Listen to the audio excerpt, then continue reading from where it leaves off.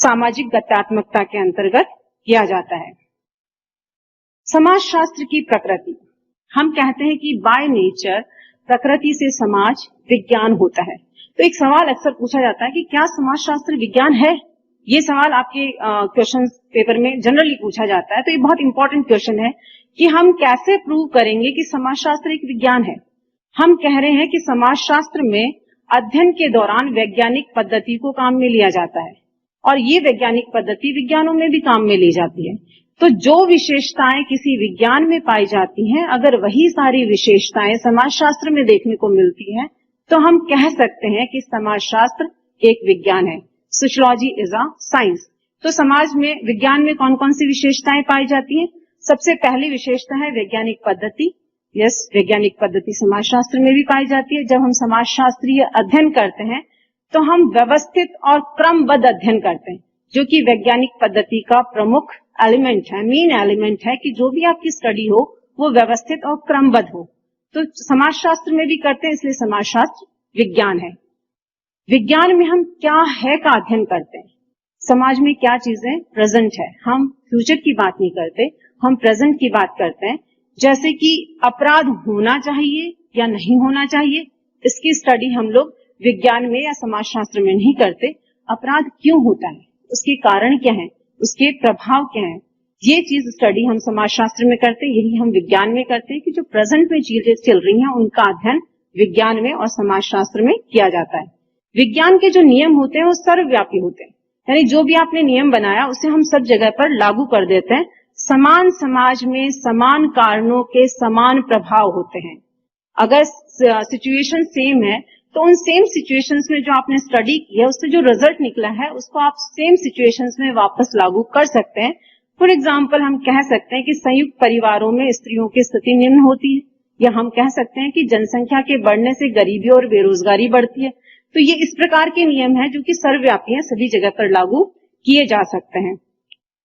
दूसरा कि इसमें भविष्यवाणी करने की क्षमता होती है, विज्ञान में भी होती है और समाजशास्त्र में भी होती है। कि आज हम जो भी स्थिति देख रहे हैं, हमने कहा कि संयुक्त परिवारों के धीरे धीरे विघटन होता जा रहा है, एकाकी परिवारों में आए हम लोग। एकाकी परिवार जिस तरह की समस्याओं से जूझ रहे हैं, तो हम कह सकते हैं कि फ्यूचर में हम वापस से संयुक्त परिवारों की तरफ लौट जाएंगे। तो ये एक भविष्यवाणी है। जो भविष्यवाणी हम लोग विज्ञान के द्वारा कर सकते हैं, हम समाजशास्त्र के द्वारा भी कर सकते हैं।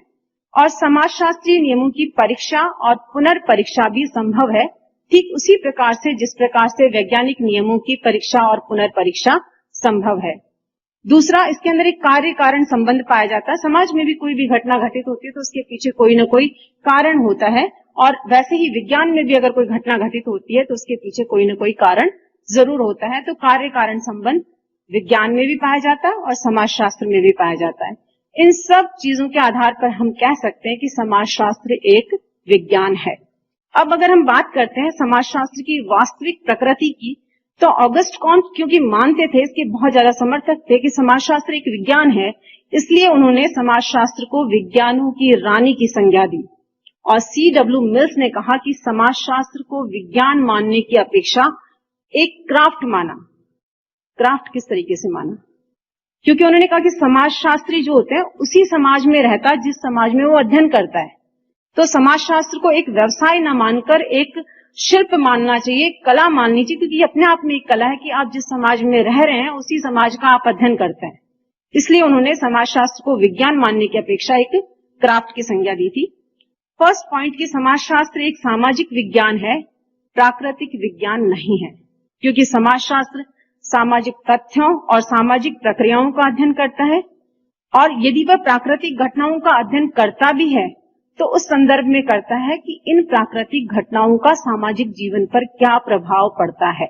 कहीं न कहीं वो समाज से जोड़कर उनका अध्ययन करता है, और प्राकृतिक तथ्यों का अध्ययन प्राकृतिक विज्ञान के अंतर्गत किया जाता है। तो हम देख सकते हैं कि समाजशास्त्र, सामाजिक विज्ञान और प्राकृतिक विज्ञान में कंटेंट जो है, विषय वस्तु जो है वो डिफरेंट है, पद्धति सेम है, पैटर्न जो है, उसका मेथड जो है वो सेम है।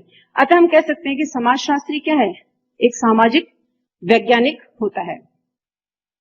समाजशास्त्र एक वास्तविक विज्ञान है, आदर्शात्मक विज्ञान नहीं है। जैसा मैंने अभी आपको बताया कि समाजशास्त्र में क्या है का अध्ययन किया जाता है, क्या होना चाहिए, यानी कि आदर्श स्थिति की बात नहीं की जाती, फ्यूचर की बात नहीं की जाती। जो प्रेजेंट में चीजें चल रही हैं उनका अध्ययन किया जाता है। और ऐसा इसलिए क्योंकि समाजशास्त्र एक विज्ञान है और विज्ञान होने के नाते भविष्य की आदर्श कल्पनाओं से संबंधित ना होकर वर्तमान परिस्थितियों के आधार पर आपके निष्कर्ष प्रस्तुत करता है। जो भी कंक्लूजन्स हैं वो वर्तमान परिस्थितियों के आधार पर प्रस्तुत किए जाएंगे। इसलिए समाजशास्त्र को आदर्शात्मक विज्ञान ना कहकर बियरस्टेड ने वास्तविक विज्ञान कहा। थर्ड पॉइंट है, समाजशास्त्र एक विशुद्ध विज्ञान है, व्यवहारिक विज्ञान नहीं है। यानी समाजशास्त्र का कार्य केवल मानव समाज से संबंधित ज्ञान का संग्रह करना है।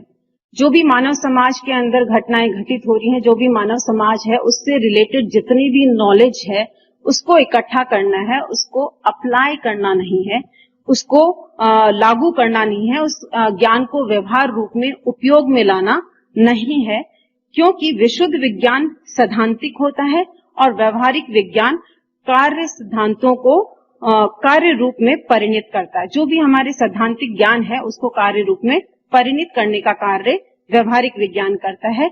जिस प्रकार से हम कह सकते हैं कि जीव विज्ञान एक विशुद्ध विज्ञान है, चिकित्सा विज्ञान एक व्यवहारिक विज्ञान है, समाजशास्त्र एक विशुद्ध विज्ञान है और समाज कार्य जो है वो एक व्यवहारिक विज्ञान है। समाजशास्त्र के अंदर जो कुछ भी हमने पढ़ा सामाजिक कार्य के अंदर हम उसको इम्प्लीमेंट करते हैं, फील्ड में जाके लागू करते हैं, उस ज्ञान को व्यवहारिक रूप में उपयोग में लाते हैं। फोर्थ पॉइंट है, समाजशास्त्र एक अमूर्त विज्ञान है, मूर्त विज्ञान नहीं। जैसे मैंने कहा था कि मैकाइवर एंड पेज ने कहा था कि समाज क्या होता है, सामाजिक संबंधों का जाल होता है और उन सामाजिक संबंधों का अध्ययन समाजशास्त्र के अंतर्गत किया जाता है। और ये सामाजिक संबंध क्या होते हैं, मूर्त होते हैं, जिन्हें देख और छू नहीं सकते, अमूर्त होते हैं जिन्हें देख और छू नहीं सकते। इसलिए समाजशास्त्र एक अमूर्त विज्ञान है, मूर्त विज्ञान नहीं है। समाजशास्त्र एक सामान्य विज्ञान है, विशेष विज्ञान नहीं है, क्योंकि समाजशास्त्र में सभी सामान्य संबंधों का अध्ययन किया जाता है, विशिष्ट संबंधों का अध्ययन नहीं किया जाता। कुछ विशेष संबंधों का अध्ययन नहीं होने के कारण, सामान्य संबंधों का अध्ययन करने के कारण हम इसको एक सामान्य विज्ञान की श्रेणी के अंदर रखते हैं। और समाजशास्त्र किसी घटना का विवेचन करते समय कुछ कारकों को ही महत्व नहीं देते, बल्कि जितने भी कारक जो भी उस समाज के अंदर जो घटना घटित हो रही है उसके लिए जिम्मेदार है, उन सभी कारकों की पृष्ठभूमि को जानने का प्रयास किया जाता है। किसी एक कारक पर फोकस नहीं हुआ जाता, उसको किसी एक कारक को महत्व नहीं दिया जाता।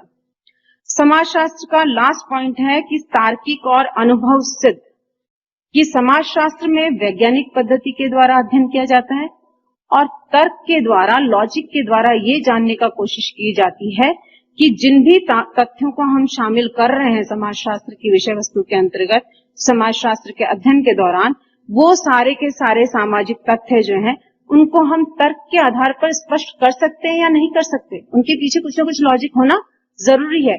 इसके साथ साथ समाजशास्त्र अनुभव सिद्ध भी है। कुछ सामाजिक तथ्य ऐसे होते हैं जिन्हें कि हम तर्क के द्वारा स्पष्ट नहीं कर सकते, वहां पर हम लोग अनुभव को महत्व देते हैं। तो वहां अनुभव जो होते हैं वो महत्वपूर्ण हो जाते हैं, जैसे कि नैतिकता, लोकाचार, जनरीतियां, प्रथाएं, परंपराएं। कंक्लूजन में हम कह सकते हैं कि एलेक्स हिंकल्स ने अपनी पुस्तक व्हाट इज सोशियोलॉजी में कहा कि यहाँ पर विषय क्षेत्र का जो हम स्टार्टिंग करते हैं कि इसका विषय क्षेत्र क्या होना चाहिए, तो वहां पर एलेक्स हिंकल्स ने अपनी पुस्तक व्हाट इज सोशियोलॉजी में कहा कि समाजशास्त्र एक परिवर्तनशील समाज का अध्ययन करता है, इसलिए समाजशास्त्र के अध्ययन की ना तो कोई सीमा निर्धारित की जा सकती है और ना ही इसके अध्ययन क्षेत्र को बिल्कुल स्पष्ट रूप से परिभाषित किया जा सकता है।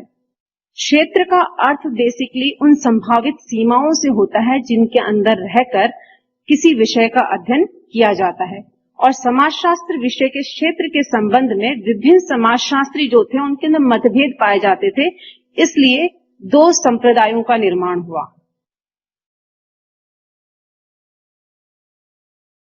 परिवर्तनशील समाज का अध्ययन है, दो संप्रदाय हैं, पहला है समन्वयात्मक संप्रदाय और दूसरा है स्वरूपात्मक संप्रदाय।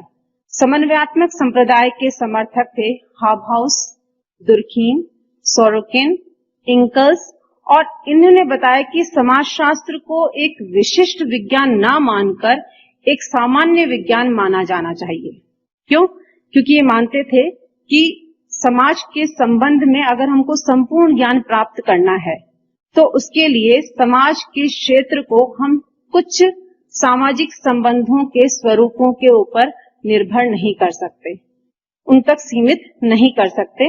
इन्होंने समाज की तुलना एक जीवधारी से की थी। इन्होंने बताया कि जिस तरह से जीवधारी के विभिन्न अंग होते हैं, वो सारे अंग एक दूसरे से जुड़े हुए होते हैं, एक दूसरे पर उन पर निर्भरता पाई जाती है, और किसी एक अंग में कोई परिवर्तन होता है तो दूसरा अंग उससे प्रभावित होता है।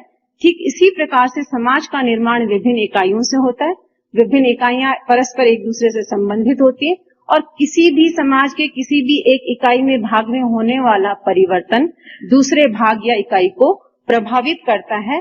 अतः विभिन्न इकाइयों के पारस्परिक संबंध को समझने के लिए बहुत ही आवश्यक है कि समाज के एक भाग में होने वाले परिवर्तनों को, दूसरे भाग में पड़ने वाले प्रभावों को, तो समाज शास्त्र के अंदर समाज के किसी विशिष्ट अध्ययन, सामाजिक संबंधों के विशिष्ट अध्ययन की बजाय सभी सामाजिक संबंधों का सामान्य अध्ययन किया जाना चाहिए।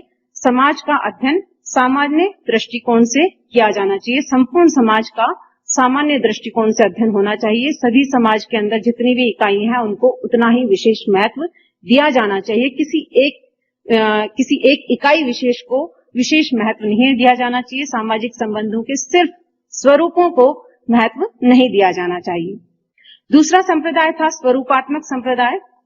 इसके समर्थक थे सीमेल, वीरकांत, वॉन विज, मैक्स वेबर तथा टॉनीज।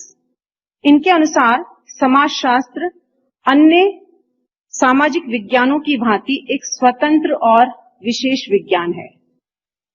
यदि समाजशास्त्र को संपूर्ण समाज का सामान्य अध्ययन करने वाला बना दिया जाता है तो उसका वैज्ञानिक आधार पर ऐसा करना संभव नहीं होगा। उस स्थिति में समाजशास्त्र एक खिचड़ी शास्त्र बन जाएगा। ये मानते कि सब सारे के सारे आपने किसी भी प्रकार के सामाजिक संबंध है उनको अपने अध्ययन के अंदर रख लिया, जितनी भी विषय वस्तु सबको अपने अध्ययन में रख लिया, तो वो थोड़ा सा कॉम्प्लिकेटेड हो जाएगा और हर चीज को वैज्ञानिक आधार पर प्रूव करना मुश्किल हो जाएगा। तो वहां पर कहीं ना कहीं हमको एक बॉर्डर लाइन खींचनी होगी कि समाजशास्त्र जो है उसके अंतर्गत उसके विषय क्षेत्र के अंतर्गत किसका अध्ययन किया जाना चाहिए।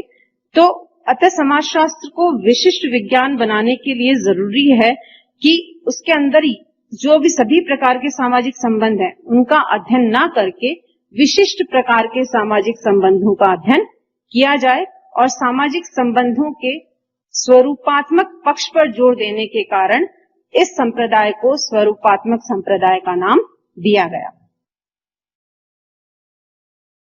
समन्वयात्मक संप्रदाय में जैसे मैंने आपको बताया था कि सोरोकिन, दुर्खीम, हावहाउस, इंकल्स, इनके योगदान रहे। तो सबसे पहले हम सोरोकिन का जो योगदान है उसको डिस्कस करेंगे। सोरोकिन ने कहा था कि कुछ सामान्य तत्वों का अध्ययन जो कि सभी विज्ञानों में पाए जाते हैं, क्योंकि हम समाजशास्त्र को एक सामान्य विज्ञान मान रहे हैं।